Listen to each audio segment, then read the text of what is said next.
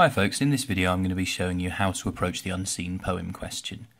Now this is probably my favourite question on any of the English exam papers because instead of seeing how much you can remember about a poem that you've studied previously or how much you know about the context of a text, what this is testing your skills at analysing and evaluating, your ability to look at a text and answer a question, which is something of course that we've practiced and we've gone over. And this is where it's really of benefit to us that we've spent time thinking about how we write a response and the way we write it, rather than thinking about can we find some model responses, how much of them can we memorise. Now, we've all seen our Poetry Isn't Scary video, and what I've done is I've adapted the acronym for you so that actually we're going to be thinking about Star Wars. So what you're thinking about first of all is you're thinking about sounds like. Does this poem sound like something that you've read before? Is it a style of poem that you've come across in your studies over the past 2 years? Then start thinking about the tone. Is the poet and the persona of this poem sounding predominantly happy? Are they predominantly sad? Are they angry? How do you feel they are emotionally? Then thinking, once you've had a look through these 2 points, what's the poem about? See if you can sum that up in under a sentence so you can really concisely hone in on what it's about. And luckily, in the question, of course, we've got a really great clue about what the poem is about. So in this case, we're thinking, how are the speaker and his father each affected by their loss? So we know that there's a loss, and we see in the first line, really, that we're talking about the loss of a mother. Now, the next one's important, and it's quite easy to overlook. It's that idea of, are there any repeated ideas in the text? Has the poet repeatedly used language of a similar kind, or repeatedly used the same imagery? In which case, if they have, we can draw the assumption when we're evaluating and concluding that this was something of importance to the poet. This was something that the poet wanted us to see and wanted us to interpret and understand. Moving on from that, but along the same lines, picking out any words that you think have been deliberately chosen for a specific effect. And in this case, of course, thinking of how they've been deliberately chosen to show how the speaker and his father are affected by their loss. Once you've picked out the words, go through and think, are there any poetic devices in there? Have they been used for a specific effect? So we're not looking for you again to go through and spot as many poetic devices as you can. There's no marks for feature spotting, but there are marks for explaining why the poet might have decided to use these poetic devices. And the final 2 parts of our Star Wars acronym are rhyme and structure, both equally important and a really good way for you to talk about how the poet presents their thoughts and feelings to the reader, because we're thinking about their methods and not their message. So the first half of the question, we're thinking about what's the poet's message. And in the second part, we're thinking about what are their methods, how do they go about communicating it to us, and you need to focus on both of those, which is why the exam board very kindly highlight in bold the word "and" for you.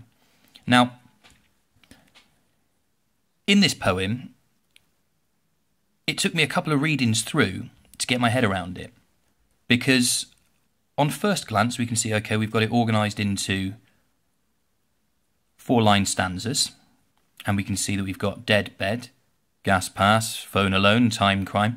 We've got this regular rhyme going on in a sonnet-style structure. So when I'm thinking sounds like, I'm like, oh, it sounds like a sonnet.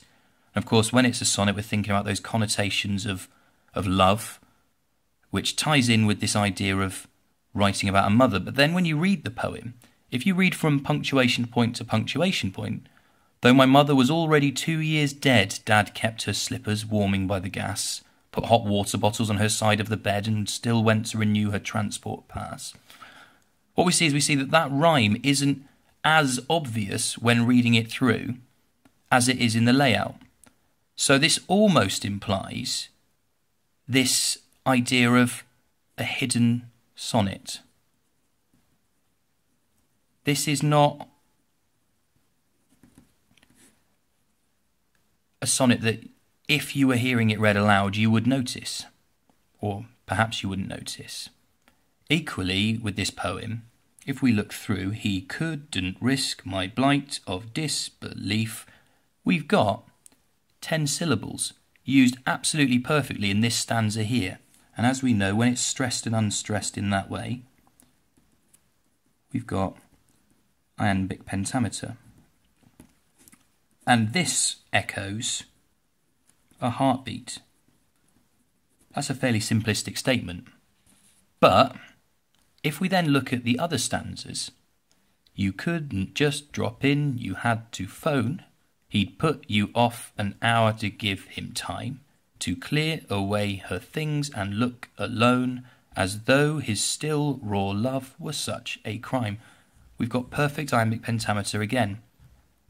What doesn't happen in this, in my new black leather phone book, we've got this extra syllable, we've got this extra bit stuck on, almost as if this heartbeat of iambic pentameter running through the poem is fizzling out, representing, of course, the loss of their mother, the death of the mother.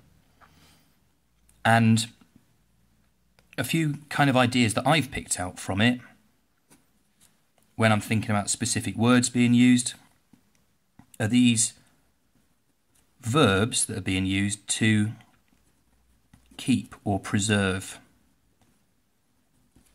This idea of renewing and warming, which of course are talking to these mundane things emphasised by the rhyme, but in fact are relating, or we could say are relating back to the mother and the relationship with the mother and her getting over her loss. Now, the best thing is with this question is once you've picked out a few methods, so you're talking about how the poets presented their thoughts and feelings, as long as you've thought about the message, as long as you've gone through and picked out Star Wars, there are no wrong answers. This is down to you. This is you demonstrating your skills at annotating and analysing and responding to an unseen poem. So the best thing you can do, guys, is spend the first couple of minutes of your exam thinking about Star Wars. Not the epic movie coming up, but what does it sound like? What's the tone? What's the poem about? Are there any repeated ideas? Then thinking, are there any words that have been used for specific detail? Are there any poetic devices? Is there any rhyme? And what's the structure like? And that should stand you in good stead to do absolutely fantastically on the unseen poem question. And that's it.